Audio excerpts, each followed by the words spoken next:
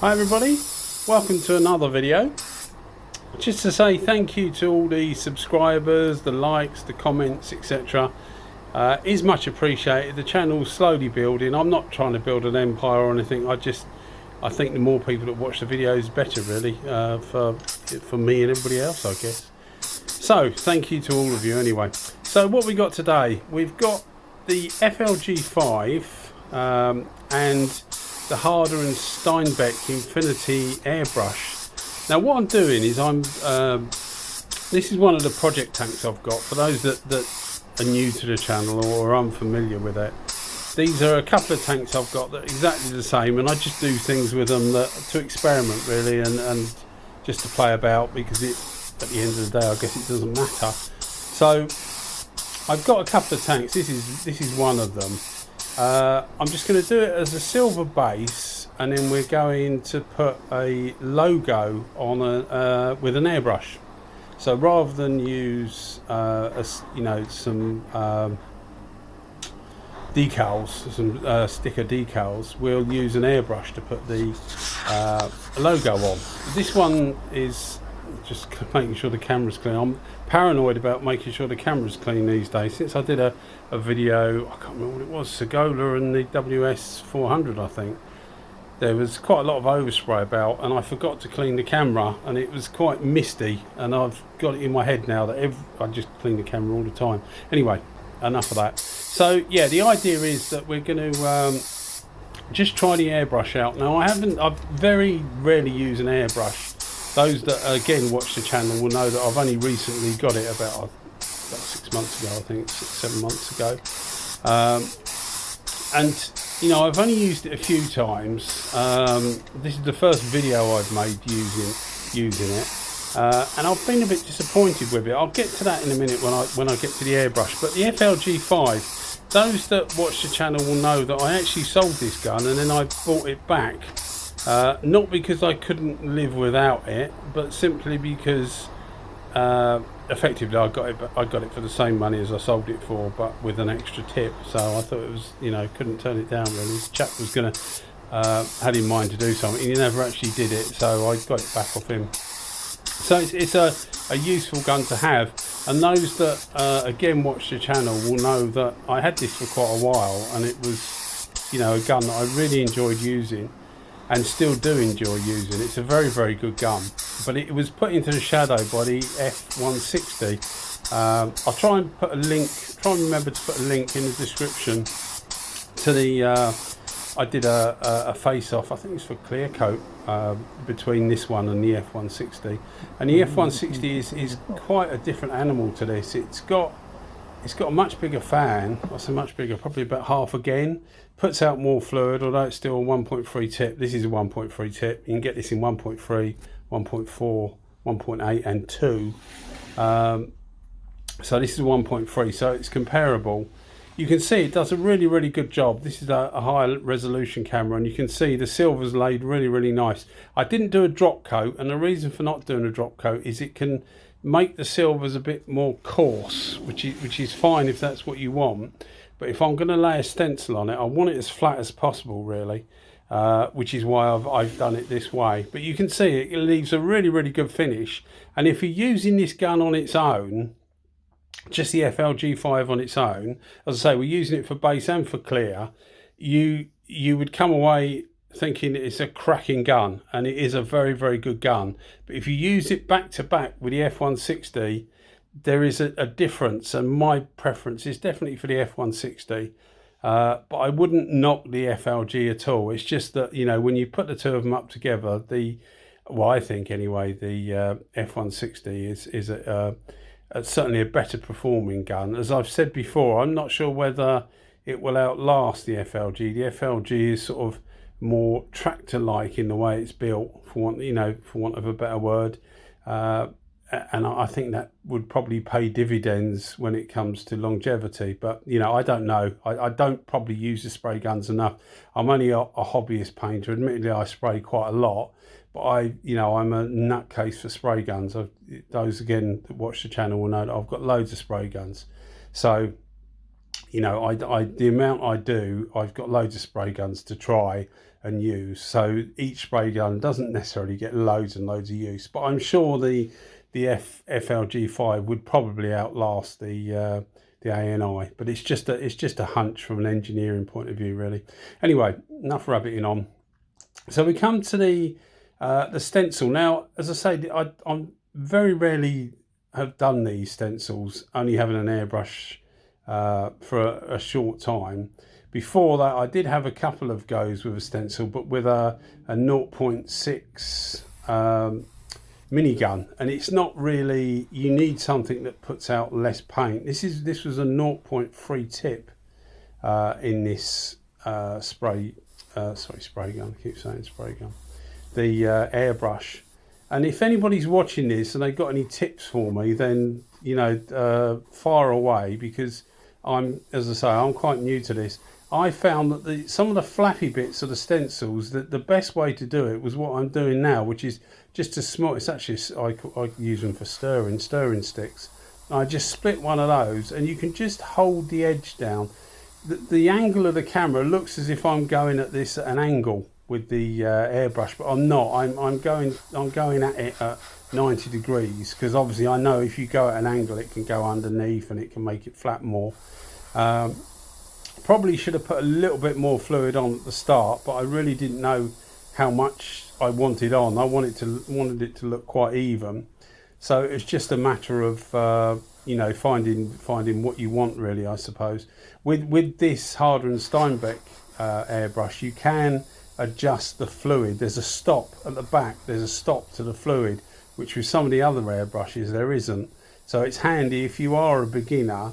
Although it's quite an expensive airbrush for a beginner, if you are a beginner, it is a bit more forgiving in that you can pull the lever back and you hit that stop, so you don't suddenly pull it back and get a load of fluid coming out, because too much fluid can ruin it, because it can obviously go underneath the stencil and you're a bit knackered. And I'm doing this on top of base coat. There's no like clear coat over the top or anything like that, and it's a 1K base coat, so it's you can't, it's not like a direct gloss or anything like that. You won't be able to wipe it down and start again, because the paint underneath is just as fragile as the paint that you're spraying on now, the gold. But as I was saying about this Harder and Steenbeck airbrush, I was a bit disappointed with it. It's supposed to have solvent resistant seals, neoprene seals, and literally about the second time of using it, the seal broke at the front. I can't say whether it's because the solvent affected it, but it's on the, you've got a small seal round the cap that covers up the needle, and it just broke. I mean, lucky enough, I've got about 6 or 7 boxes of loads of different O-rings, from really small ones to really large ones, all resistant to different chemicals, etc. So I got one out of there and it wasn't a problem. But to order one, I think you get a pack of 2 for about £6, which is about $9 plus postage and that. And it's a pain, because the thing is only about 2-3 months old. I realise you could maybe get it done under warranty, but you'd normally have to send the thing back, and by the time you've done that, you might as well buy the stuff, So I was a little bit disappointed in it, simply because, I mean, most things that are new, something like that shouldn't happen. You can't really over tighten it, but I hadn't over tightened it. I hadn't done anything wrong, yet the thing was broken. And yes, it's only an O-ring, but you just don't expect it to happen. The other thing was it kept sticking. The release for the air release kept sticking. And what I did in the end is I actually put a bit of petroleum jelly on that needle, and it seemed to free it up, and it seems to work fine now. But again, you don't really expect it in a new airbrush that's hardly been used. And yes, I probably could have sent it back under warranty, etc., but it's, at the end of the day, if you can fix it yourself, it's not worth packaging it up and sending it out and waiting for it to come back, is it? So I did that. Anyway, back to the actual spraying. You can see I've got quite a lot of tape. When you're actually spraying with these, very little comes out, and you think virtually none's coming out, but there's quite a lot of tape around the area, and that's because if you don't put enough to cover it, you will get little patches of gold where you don't think it's spraying, but it is. You know, there's enough coming out, or enough overspray coming out to actually muck it up. So put yourself a reasonable amount of tape round just to stop it, you know, so you don't get a little like a shadow of gold or something where you don't want it. So this was the bit that I was a little bit apprehensive about, because I wasn't sure whether any had gone underneath, because it's got to be right, this, because otherwise it just looks rubbish really. I was reasonably confident in what I was doing, in that motorcycle tanks, they're never flat, you know, they're always round. Like this obviously goes in and out from front to back, and it also goes in and out from top to bottom, so it's always on a curve, so the actual stencil never sits flat, which is why I was using the little bit of wood, etc. And make sure you use good masking tape as well, because you don't want to be leaving stuff behind. I've got it's a panel wipe I use to go over in a minute. You'll see there's a slight shade in there, which is, I don't know whether that's sweat or what it is, but you'll see it disappears once I put a bit of panel wipe over it. But panel wipe is normally fine on fresh paint. Bear in mind the silver and the gold is fresh paint. And it come off absolutely fine. So the little edge that you would normally get, because there's so little paint on there's virtually no edge at all. So when you actually clear coat it, you can't feel any, you know, where the Triumph logo is, you can't feel that raised area.